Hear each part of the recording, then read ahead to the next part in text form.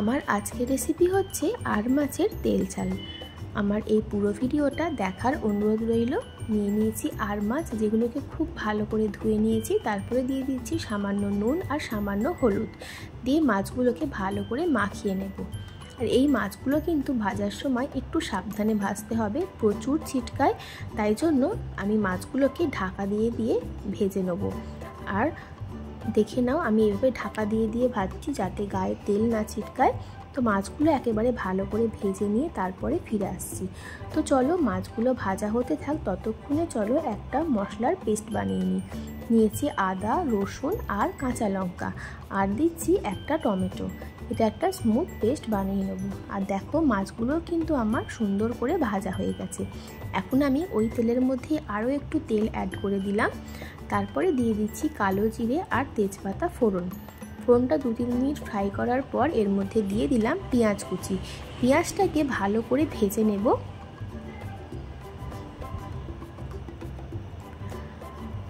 তো দেখো পেঁয়াজটা বেশ ভালো ভাজা হয়ে গেছে। এখন আমি দিয়ে দিলাম আদা, রসুন আর কাঁচা লঙ্কা টমেটোর পেস্ট, আর মিক্সির বাটিটা ধুয়ে সামান্য একটু জল দিয়ে ভালো করে একটু মিশিয়ে নেব। এই মশলাটাকে ভালো করে একটু মিশিয়ে নেওয়ার পর এর মধ্যে দিয়ে দিচ্ছি কিছু কমন গুঁড়ো মশলা, যেমন হলুদ গুঁড়ো, কাশ্মীরি রেড চিলি পাউডার, পরিমাণ মতো নুন, ধনের গুঁড়ো আর জিরের গুঁড়ো দিয়ে মশলাটাকে একটু সময় নিয়ে গ্যাসের ফ্লেমটা লো টু মিডিয়ামে করে খুব ভালো করে কষিয়ে নিতে হবে। যতক্ষণ না মশলার কাঁচা গন্ধ চলে যাচ্ছে আর মশলার থেকে তেল ছেড়ে যাচ্ছে, ততক্ষণ পর্যন্ত কিন্তু মশলাটাকে আমি কষিয়ে নেব।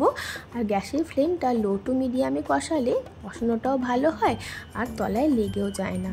তো গ্যাসের ফ্লেমটা লো টু মিডিয়ামে করে মশলাটাকে বেশ অনেকটা সময় নিয়ে আমি ভালো করে কষিয়ে নিয়েছি। আরও 5 মিনিট মতো নাড়াচাড়া করে নিচ্ছি।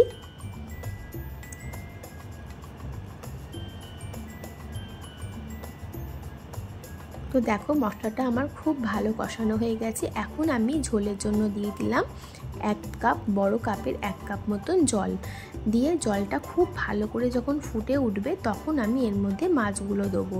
ঝোলের সঙ্গে মশলাটাকে ভালো করে মিশিয়ে নিচ্ছি।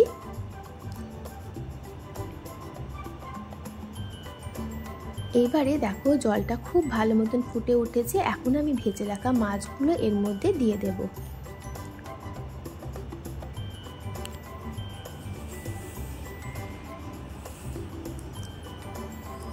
তো দেখো একটা একটা করে সব মাছ এর মধ্যে দিয়ে দেব।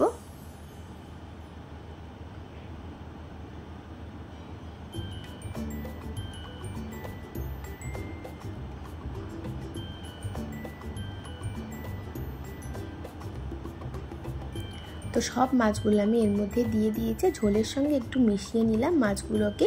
এইবার এটা আমি ঢাকা দিয়ে দেব 5 থেকে 7 মিনিটের জন্য, আর গ্যাসের ফ্লেমটা লো টু মিডিয়ামে রাখবো। তো দেখো 5 থেকে 7 মিনিট পর আমার আর মাছের তেল ঝালটা কিন্তু একদম রেডি হয়ে গেছে। এখন আমি এর মধ্যে দিয়ে দিচ্ছি গরম মশলার গুঁড়ো। গরম মশলার গুঁড়োটা দিয়েও আবারও ভালো করে মিশিয়ে নেব আর ঢাকা দিয়ে রেখে দেবো স্ট্যান্ডিং টাইমে 5 থেকে 7 মিনিটের জন্য।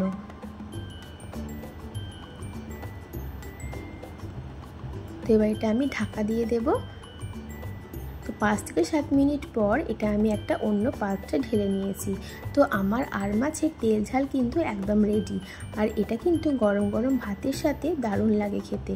রেসিপিটা ভালো লাগলে তোমরা অবশ্যই বাড়িতে বানিয়ে দেখো, আর ভালো লাগলে আমার চ্যানেলটা সাবস্ক্রাইব করে দিও, আমাকে কমেন্ট করে জানিও, আর তোমার বন্ধুদের সাথে আমার এই রেসিপিগুলো শেয়ার করে দিও। সবাই খুব ভালো থেকো, সুস্থ থেকো। ফেসবুক থেকে দেখলে ফেসবুক পেজটা অবশ্যই ফলো করে দিও। আসবো নতুন কোনো রেসিপি নিয়ে, ততক্ষণের জন্য টাটা। আর আমার পুরো ভিডিও দেখার জন্য তোমাদেরকে অসংখ্য ধন্যবাদ।